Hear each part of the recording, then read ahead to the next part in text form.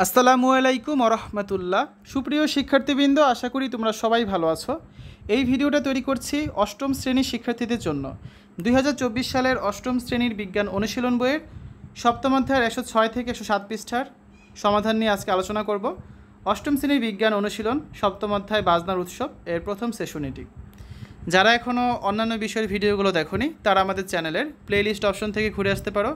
সেখানে অষ্টম শ্রেণীর বাংলা, ইংরেজি, গণিত, বিজ্ঞান, ডিজিটাল প্রযুক্তি, স্বাস্থ্য সুরক্ষা, জীবন ও জীবিকা, ইসলাম শিক্ষা, শিল্প ও সংস্কৃতি এবং ইতিহাস ও সামাজিক বিজ্ঞান প্রতিটা বিষয়ের জন্য আলাদা আলাদা করে প্লেলিস্ট তৈরি করা আছে। তোমাদের যে বিষয়ের ভিডিও দরকার খুব সহজেই তোমরা এখান থেকে দেখে নিতে পারবে। সপ্তম অধ্যায় বাজনার উৎসব। গুনগুন করে গান গাইতে কার না ভালো লাগে? সুন্দর কোনো দিনে তোমার নিশ্চয়ই গান গাইতে ইচ্ছে করে। আহা কী আনন্দ আকাশে বাতাসে। এই অভিজ্ঞতায় গুনগুন করে গাওয়া গান কিংবা খেলার মাঠে গলা ফাটিয়ে চিৎকার থেকে শুরু করে যে কোনো শব্দ কিভাবে তৈরি হয়, কিভাবে এক জায়গা থেকে অন্য জায়গাতে যায় ইত্যাদি জানার মাধ্যমে পদার্থবিজ্ঞানের তরঙ্গ নামক খুবই গুরুত্বপূর্ণ একটা বিষয় সম্পর্কে আমরা জানতে পারব। প্রথম সেশন। তোমাদের অনেকের বাড়িতে নানা ধরনের বাদ্যযন্ত্র আছে। বাঁশি, হারমোনিয়াম, তবলা, একতারা, গিটার, এসব প্রচলিত বাদ্যযন্ত্র অনেকের বাড়িতে থাকে। এছাড়াও আরও ব্যতিক্রমধর্মী বাদ্যযন্ত্র থাকতে পারে। তোমরা অভিভাবকদের অনুমতি নিয়ে বাড়ি থেকে যে কোনো একটি বাদ্যযন্ত্র বিদ্যালয়ে আনবে। যদি তোমার বাড়িতে আদৌ কোনো বাদ্যযন্ত্র না থাকে তাহলে সমস্যা নেই। তুমি কি জানো এমন কোনো সঙ্গীতশিল্পী আছেন যারা শুধু হাঁড়ি পাতিল, পাতার বাঁশি বাজিয়েও সুর তৈরি করেন? তাই তুমি যদি মাটির ভেপু, পাতার বাঁশি কিংবা ডুগডুগি কোনো একটি বানাতে পারো তাহলে সেটাই বিদ্যালয়ে আনবে। আর যদি একান্তই না পারো তাহলে মন খারাপ করার কিছু নেই, কারণ স্কুলে অন্য বন্ধুরা যা আনবে সেগুলো তুমি বাজিয়ে দেখতে পারবে। বাড়ি থেকে আনা সকলের বাদ্যযন্ত্রগুলো প্রথম ক্লাসেই খুব সাবধানে শ্রেণীকক্ষে অথবা তোমাদের বিদ্যালয়ের প্রধান শিক্ষকের কক্ষে অনুমতি নিয়ে সাজিয়ে রাখো, যাতে কোনো বাদ্যযন্ত্রের ক্ষতি না হয়। কেউ অনুমতি ছাড়া অন্যের বাদ্যযন্ত্র ধরবে না এবং শুধু বিজ্ঞান শিক্ষকের নির্দেশনা মেনেই নির্ধারিত সেশনে এগুলো ব্যবহার করবে। অন্য কোনোভাবে যেন বিশৃঙ্খলা সৃষ্টি না হয়, তাই নিজেদেরকে দায়িত্ব নিয়ে সুন্দরভাবে এই সেশনটি পরিচালনার জন্য পরস্পরকে সাহায্য করবে। সেশনের শুরুতে বেঞ্চ বা টেবিল সাজিয়ে বাদ্যযন্ত্রগুলো কেমনভাবে রাখো যেন ভালোভাবে দেখা যায় এবং ব্যবহার করা যায়। এবার শিক্ষকের নির্দেশে 4টি বা 5টি দলে ভাগ হয়ে যাও এবং 2টি করে দল সুশৃঙ্খলভাবে সামনে গিয়ে বাদ্যযন্ত্রগুলো নেড়ে চেড়ে দেখো। কেউ যদি কোনো বাদ্যযন্ত্র বাজাতে পারো তাহলে শ্রেণীকক্ষে বাজিয়েও শোনাতে পারো। তখন খেয়াল রাখো কীভাবে বাজানো হচ্ছে এবং কিভাবে ও কোথা থেকে শব্দ সৃষ্টি হচ্ছে। খুব ভালোভাবে লক্ষ্য করো বাদ্যযন্ত্রটির গঠন কেমন, কিভাবে একটি বাদ্যযন্ত্র অন্যটি থেকে আলাদা, কোনটা থেকে কেমন শব্দ তৈরি হচ্ছে, কোনটাতে তারে টোকা দিয়ে শব্দ তৈরি করতে হচ্ছে আর কোনটাতে পৃষ্ঠে বাড়ি দিয়ে আঘাত করে অথবা বাতাস দিয়ে ফু দিয়ে বাজাতে হচ্ছে। আঘাত করা বা ফু দেওয়া অথবা টোকা দেওয়া থামালে কি শব্দ বন্ধ হয়ে যাচ্ছে নাকি তা ভালো করে খেয়াল করো। 1 নাম্বার, বাদ্যযন্ত্রের নাম হচ্ছে কি? বাঁশি। এর গঠন হচ্ছে কি? বাঁশের তৈরি ছিদ্র ও গিটওয়ালা চিকন চৌমা আকৃতির। কীভাবে শব্দ তৈরি হচ্ছে? ফু দিয়ে শব্দ তৈরি হচ্ছে।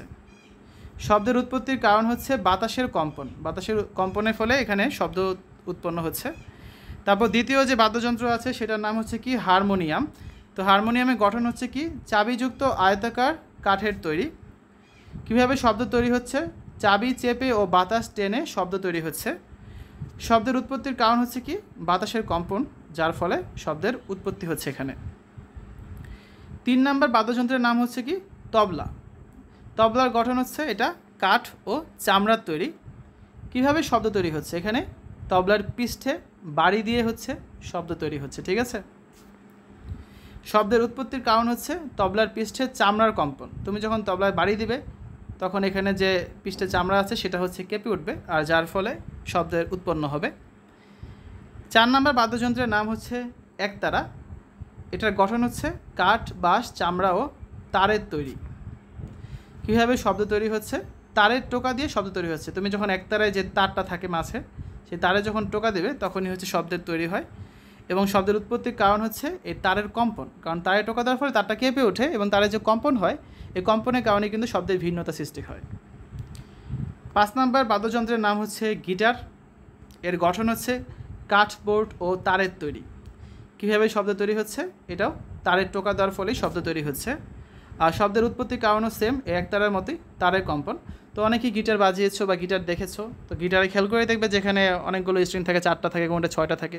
তো এগুলো যখন তোমরা টোকা দাও, এক একটা থেকে এক ধরনের আওয়াজ আসে। এর কারণ কি? কোনোটা হচ্ছে সরু, কোনোটা একটু পুরু। তো এগুলার আকার আকৃতির উপর ডিপেন্ড করে শব্দের উৎপত্তিটা কীভাবে, শব্দটা কেমন হবে। এবং এর উৎপত্তির কারণই হচ্ছে এই যে তারগুলো থাকে বা স্ট্রিংগুলো থাকে, এগুলো যে কেঁপে ওঠে, এর ফলে শব্দ তৈরি হয়। 6 নম্বর বাদ্যযন্ত্রের নাম হচ্ছে কি আমাটির ভেপু। তো এর গঠন হচ্ছে কি পুরনো আমের আটি দিয়ে আমাটির ভেপু তৈরি করা যায়। কীভাবে শব্দ তৈরি হচ্ছে? ফু দিয়ে শব্দ তৈরি হচ্ছে। শব্দের উৎপত্তির কারণ হচ্ছে কি বাতাসের কম্পন। আমাটির ভেপুতে বাতাসের কম্পনের ফলেই শব্দের উৎপত্তি হয়। তারপর আছে কি 7 নম্বর বাদ্যযন্ত্রের নাম হচ্ছে পাতার বাঁশি। এর গঠন হচ্ছে আম গাছের কচি পাতা দিয়ে তৈরি। কীভাবে শব্দ তৈরি হচ্ছে? ফু দিয়ে শব্দ তৈরি হচ্ছে পাতার বাঁশিতে।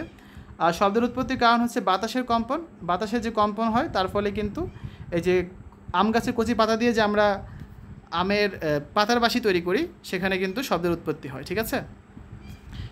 8 নম্বরে আছে কি বাদ্যযন্ত্রের নাম হচ্ছে ঢোল। এর গঠন হচ্ছে কাঠের খোল বিশেষ, যার দুই পাশের খোলা, মুখের এক পাশে মোটা চামড়া এবং অন্য পাশে পাতলা চামড়ার আচ্ছাদন দেওয়া থাকে। শব্দ তৈরি হচ্ছে চামড়ার পৃষ্ঠে বাড়ি দিয়ে। আর শব্দের উৎপত্তির কারণ হচ্ছে ঢোলের পৃষ্ঠের চামড়ার কম্পন। ওকে, পর্যবেক্ষণ ও আলোচনা। এখানে একতারা ও গিটারের ক্ষেত্রে তারের টোকা দিয়ে, তবলার ক্ষেত্রে পৃষ্ঠে আঘাত করে এবং বাঁশি ও হারমোনিয়ামের ক্ষেত্রে বাতাস দিয়ে শব্দ তৈরি হচ্ছে। যখন শব্দ তৈরি হচ্ছে তখন একতারা ও গিটারের তারে হাত দিলে বুঝতে পারি একতারা ও গিটারের তার কাঁপছে। আর তবলার পৃষ্ঠে হাত দিলে বুঝতে পারি তবলার পৃষ্ঠের চামড়া কাঁপছে। যখন আমরা একতারা ও গিটারের টোকা দেওয়া ও তবলার পৃষ্ঠে আঘাত করা বন্ধ করে দিয়েছি, তখন আর শব্দ তৈরি হচ্ছে না। তখন খেয়াল করলে দেখি একতারা ও গিটারের তার ও তবলার পৃষ্ঠ কম্পিতও হচ্ছে না। তেমনি বাঁশি ও হারমোনিয়ামের ভিতর যখন বাতাস প্রবাহিত হয়, তখন বাতাসের কম্পনের কারণেই শব্দ উৎপন্ন হয়। মূলত বস্তুর কম্পনের কারণেই এই শব্দের উৎপত্তি হয়। এবার তোমাদের অনুসন্ধানী পাঠ বইটি খুলে কীভাবে শব্দ তৈরি হয় অংশটুকু দলে বসে পড়ে নাও, সহপাঠীদের সঙ্গে আলোচনা করো এবং বাদ্যযন্ত্রগুলোর গঠন ও কাজের সঙ্গে সম্পর্ক রেখে বোঝার চেষ্টা করো। বই পড়ে তোমরা একটি নতুন শব্দ শিখলে, যার নাম হচ্ছে কি তরঙ্গ। এই শিখন অভিজ্ঞতায় তরঙ্গ শব্দ নিয়েই তোমরা অনেক নতুন কিছু জানতে পারবে। তরঙ্গকে বুঝতে হলে তার আগে চলো 6ষ্ঠ শ্রেণীতে পড়া সরল ছন্দিত স্পন্দন গতি সম্পর্কে আরেকবার ছালাই করে নেওয়া যাক। অনুসন্ধানী পাঠ বইয়ের সরল ছন্দিত স্পন্দন অংশটুকু আরেকবার পড়ে নাও। এরপর যে আমরা বাড়ি কাজ নিয়ে আলোচনা করব। আজকে বাড়িতে গিয়ে একটা মোটামুটি লম্বা সুতা অথবা দড়ির মাথায় কিছুটা ভর বেঁধে দিয়ে কোনো স্থির অবস্থান থেকে ঝুলিয়ে দুলিয়ে দাও। এবার একটা রুলার দিয়ে সুতার দৈর্ঘ্য মেপে টি সমান 2π√L/g সূত্র প্রয়োগ করে দোলনকাল টি এর মান বের করো। একই ভরের বস্তুকে ঝুলিয়ে সুতার দৈর্ঘ্য কম বা বেশি করে টি এর মানের কোনো পরিবর্তন পাও কি না হিসাব করে খাতায় লিখে রাখো। অর্থাৎ তুমি ভরের মান পরিবর্তন করতে পারবে না, তুমি এখানে টি এর মান পরিবর্তন হয় কিনা সেটা দেখবে এল এর মান, অর্থাৎ সুতার দৈর্ঘ্য কম বেশি করে বা পরিবর্তন করে। ঠিক আছে, তো আসলে অ্যান্সারটা দেখি আমরা। অভিকর্ষজ ত্বরণ আমরা কত জানি? জি সমান 9.8 মিটার/সেকেন্ড স্কয়ার। তুমি 9.8 মিটার/সেকেন্ড স্কয়ার এভাবে লিখতে পারো, 9.8 মিটার/সেকেন্ড স্কয়ার, অথবা এভাবে যে লিখেছি এভাবে লিখতে পারো। তো সুতার দৈর্ঘ্য এবং আমরা দোলনকাল বের করব। তো টি সমান আমরা কি জানি? টি সমান আমাদের সূত্রটা হচ্ছে কি 2π√L/g। তো আমরা এখানে এল এর মান ভিন্ন ভিন্ন মান বসাবো। যখন এল এর মান আমরা 10 সেন্টিমিটার বা 0.10 মিটার বসিয়েছি, তখন আমাদের টি এর মান কত আসছে? 0.63 সেকেন্ড। কারণ আমরা পায়ের মান হচ্ছে এখানে মুখস্থ, জি এর মান আমরা পেয়েছি 9.8 মিটার/সেকেন্ড স্কয়ার, আর পায়ের মান হচ্ছে 3.1416। তো এই মানগুলো বসালে টি এর মান চলে আসছে কত? 0.63 সেকেন্ড। ঠিক আছে, এরপর তুমি যখন এল এর মান পরিবর্তন করে 12 সেন্টিমিটার বা 0.12 মিটার বসিয়েছ, তখন এই সূত্র প্রয়োগ করে টি এর মান অর্থাৎ দোলনকাল পাচ্ছি কত আমরা? 0.69 সেকেন্ড। আবার যখন তুমি এল এর মান 15 সেন্টিমিটার বা 0.15 মিটার বসিয়েছ, তখন আমরা এই সূত্র প্রয়োগ করে টি এর মান পাচ্ছি 0.77 সেকেন্ড। এল এর মান যখন 20 সেন্টিমিটার বা 0.20 মিটার, তখন টি এর মান হচ্ছে কত? 0.89 সেকেন্ড। এবং এল এর মান যখন আমরা পরিবর্তন করে 25 সেন্টিমিটার বা 0.25 সেন্টিমিটার নিয়েছি, তখন আমাদের দোলনকাল আসছে কত? 1 সেকেন্ড। এখান থেকে আমরা কি সিদ্ধান্ত নিতে পারি? সিদ্ধান্ত হচ্ছে যে দেখা যাচ্ছে যে সুতার দৈর্ঘ্য বৃদ্ধি পাওয়ার সাথে সাথে দোলনকালও বাড়ছে, কারণ এল এর মান যত বেরিয়েছি আমরা, ততই কিন্তু আমাদের এখানে দোলনকাল বা টি এর মান কিন্তু বৃদ্ধি পাচ্ছে। ঠিক আছে, এর পরবর্তী ক্লাসে আমরা দ্বিতীয় ও তৃতীয় সেশন নিয়ে আলোচনা করব। সেখানে কিছু কাজ আছে, সেগুলোর সমাধান আমরা করে দিব। তো আজকের ভিডিওটা এই পর্যন্তই। শিক্ষার্থীরা, এতক্ষণ তোমরা দেখলে 8ম শ্রেণীর বিজ্ঞান 7ম অধ্যায় বাজনার উৎসব এর প্রথম সেশনের 106 পৃষ্ঠা এবং 107 পৃষ্ঠার সমাধান। আশা করি ভিডিওটা তোমাদের কাছে ভালো লেগেছে। সকলে সুস্থতা কামনা করি আজ এখানে বিদায় নিচ্ছি। আল্লাহ হাফেজ।